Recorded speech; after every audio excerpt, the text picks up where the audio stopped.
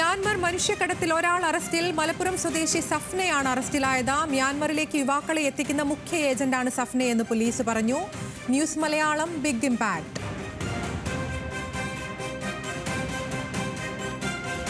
ഷമീർ അബ്ദുൾ വിശദാംശങ്ങളുമായി. ഷമീർ, ഇപ്പോൾ ഈ വിഷയവുമായി ബന്ധപ്പെട്ട ഒരാൾ അറസ്റ്റിലായിരിക്കുകയാണ്. ഈ സംഘത്തിൽ എത്ര പേരുണ്ട് എന്നതടക്കമുള്ള കാര്യങ്ങളിൽ വലിയ അന്വേഷണം വേണ്ടിവരും. എന്താണ് ഈ പിടിയിലായ ആളുമായി ബന്ധപ്പെട്ട് എന്തൊക്കെയാണ് പോലീസ് പറയുന്നത്?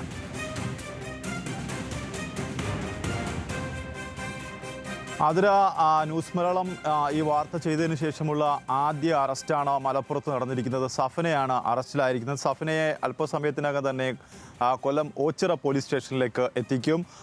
നമ്മൾ വാർത്ത ചെയ്തതിൻ്റെ അടിസ്ഥാനത്തിൽ, അതായത് ഇതുമായി ബന്ധപ്പെട്ട നിരവധി തട്ടിപ്പുകൾ സംസ്ഥാനത്തിൻ്റെ വിവിധ ഭാഗങ്ങളിലേക്ക് നടക്കുന്നു. ഇവർ ഇപ്പോഴും, ഈ സഫന ഇപ്പോഴും മലപ്പുറം, കൊച്ചി തുടങ്ങിയ സ്ഥലങ്ങളിൽ നിന്നും ആളുകളെ ഈ ബാങ്കോക്ക് വഴി തായ്ലൻഡിൽ എത്തിക്കുകയും തായ്ലൻഡിൽ നിന്നും മ്യാൻമാറിലേക്ക് കടത്തുകയും ചെയ്യുന്ന സ്ത്രീയാണ്. ഇത്തരത്തിൽ ഒരു യുവാവ് നൽകിയ പരാതിയുടെ അടിസ്ഥാനത്തിലാണ് ഈ സ്ത്രീയെ ഇപ്പോൾ പിടികൂടിയിരിക്കുന്നത്. ഇവരാണ് ഇതിൻ്റെ മുഖ്യ കണ്ണി എന്നാണ് ഇപ്പോൾ പോലീസ് പറയുന്നത്. നമ്മൾ നേരത്തെ കൊച്ചി സ്വദേശിയായ മെർലിനെ കുറിച്ച് പറഞ്ഞിരുന്നു. മെർലിനെതിരെ എളമക്കര പോലീസ് കേസെടുത്തിരുന്നെങ്കിലും നിസ്സാര വകുപ്പുകൾ ചുമത്തി പോലീസ് അവരെ സ്റ്റേഷൻ ജാമ്യത്തിൽ വിട്ടയക്കുന്ന ഒരു സാഹചര്യം ഉണ്ടായി. ഇതിനുശേഷം മെർലിനെതിരെ ചങ്ങനാശ്ശേരി പോലീസ് കേസെടുത്തു. ചങ്ങനാശ്ശേരി പോലീസ് മെർലിന് നോട്ടീസ് നൽകിയെങ്കിലും അറസ്റ്റ് പേടിച്ചുകൊണ്ട് മെർലിൻ മുങ്ങിയിരിക്കുകയാണ്. മെർലിനെ ഇപ്പോൾ ഈ നോട്ടീസ് നൽകിയിട്ടും മെർലിൻ ചങ്ങനാശ്ശേരി പോലീസിന് മുമ്പിലേക്ക് എത്തിയിട്ടില്ല. എന്തായാലും സഫനയിൽ നിന്നും കൂടുതൽ വിവരങ്ങൾ ലഭ്യമാകും എന്നുള്ള വിവരമാണ് പോലീസ് നൽകുന്നത്. സഫനയ്ക്ക് ഇത്തരം സംഘങ്ങളുമായി ഡയറക്റ്റ് ബന്ധമുണ്ട്. അതായത് മ്യാൻമാറിലെ ഇത്തരം സംഘങ്ങളുമായി ഡയറക്റ്റ് ബന്ധമുള്ള ആളാണ്. ഇവരാണ് ഇത്തരത്തിൽ 1.5 ലക്ഷത്തോളം രൂപ വാങ്ങി യുവാക്കളെ ഓൺലൈൻ തട്ടിപ്പിനായി മ്യാൻമാറിലേക്ക് കടത്തുന്നത് എന്നാണ് ഇപ്പോൾ പോലീസ് പറയുന്നത്. എന്തായാലും ഇവരെ ചോദ്യം ചെയ്യുന്നതുമായി ബന്ധപ്പെട്ട് ഇപ്പോൾ കൊച്ചി പോലീസും ഇത്തരത്തിൽ ഈ എളമക്കര പോലീസും ചങ്ങനാശ്ശേരി പോലീസും ഈ വിവരങ്ങൾ ആരായുന്നുണ്ട്. ഈ തട്ടിപ്പുമായി ബന്ധപ്പെട്ടുള്ള വിവരങ്ങൾ ആരായുന്നുണ്ട്. എന്തായാലും ഇവർ തട്ടിപ്പിൻ്റെ പ്രധാന കണ്ണിയാണ് എന്നുള്ള വിവരമാണ് പുറത്തു വരുന്നത്. എന്തായാലും ഇന്ത്യൻ എംബസി ഇതുമായി ബന്ധപ്പെട്ട ഒരു ലിസ്റ്റ് പ്രസിദ്ധീകരിച്ചിരുന്നു. ഈ തട്ടിപ്പ് നടത്തുന്ന പ്രധാനപ്പെട്ട ഏജന്റുമാരുടെ ലിസ്റ്റാണ്. ആ പട്ടികയിൽ സഫനയുടെ പേരുണ്ടായിരുന്നു. ഇതിൻ്റെ അടിസ്ഥാനത്തിൽ ഈ പട്ടിക പോലീസ് പരിശോധിക്കുകയും ഇതിൻ്റെ അടിസ്ഥാനത്തിൽ നടത്തിയ അന്വേഷണത്തിലാണ് ഇപ്പോൾ സഫന പിടിയിലാകുന്നത്.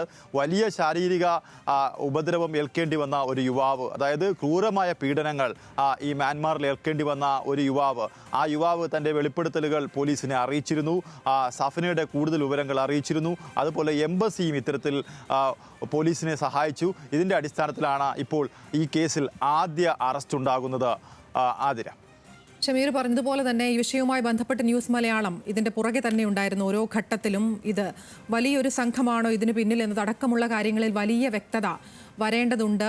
ഇപ്പോൾ ഒരാൾ പിടിയിലായിട്ടുണ്ട് എന്നുള്ളത് വലിയ ആശ്വാസം തന്നെയാണ്. എന്താണ് ഈ സഫ്നയുടെ ബാക്ക്ഗ്രൗണ്ട്?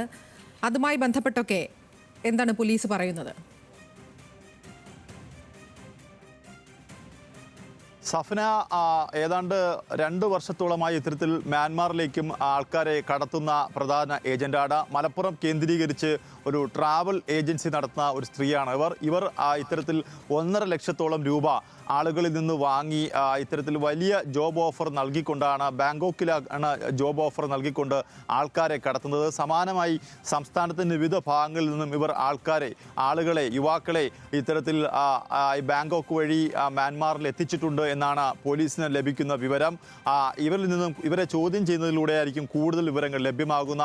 ഇവരുടെ കണ്ണികൾ കൊച്ചിയിലും മറ്റും ഉണ്ട് എന്നാണ് ഇപ്പോൾ പോലീസിന് ലഭിക്കുന്ന വിവരം. എന്തായാലും കൊച്ചിയിൽ സമാനമായ ഒരു കേസ് എളമക്കര പോലീസ് എടുത്തിട്ടുണ്ട്. ആ എളമക്കര പോലീസ് എടുത്ത കേസിലാണ് മെറിൻ എന്ന ഏജന്റിനെ ചോദ്യം ചെയ്ത് വിട്ടയച്ചത്. അത് പോലീസിന്റെ ഭാഗത്തു നിന്നുണ്ടായ ഗുരുതരമായ വീഴ്ചയാണ് എന്നാണ് ഇപ്പോൾ ഈ തട്ടിപ്പിനിരയായ കുടുംബാംഗങ്ങളുടെ ആക്ഷേപം. അവരെന്തായാലും മേൽ നടപടികളുമായി മുന്നോട്ട് പോകുന്നുണ്ട്. എന്തായാലും മെറിനെ ചങ്ങനാശ്ശേരി പോലീസ് സ്റ്റേഷനിലേക്ക് വിളിച്ചിട്ടുണ്ട്. മെറിനെ പിടികൂടുന്നതോടുകൂടിയായിരിക്കും കൂടുതൽ വിവരങ്ങൾ ഈ കേസിൽ, അതായത് ഈ തട്ടിപ്പിൻ്റെ കൂടുതൽ ചുരുളുകൾ അഴിയുന്നത്. എന്തായാലും ഇപ്പോഴും 40ഓളം ഇന്ത്യക്കാർ മ്യാൻമാറിൽ കുടുങ്ങിക്കിടക്കുകയാണ്.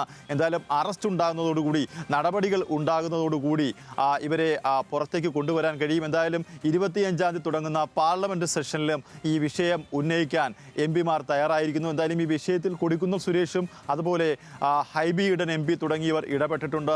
പാർലമെന്റിൽ എന്തായാലും ടേക്കൺ ആക്ഷൻ എന്ന ഇതിൽ ഉപയോഗിച്ചുകൊണ്ട് തന്നെ പാർലമെന്റിൽ ഇതിൽ ചോദ്യം ഉന്നയിക്കാനാണ് MP-മാരുടെ തീരുമാനം. എന്തായാലും ആദ്യ അറസ്റ്റ് വലിയ ആശ്വാസകരമാണ്.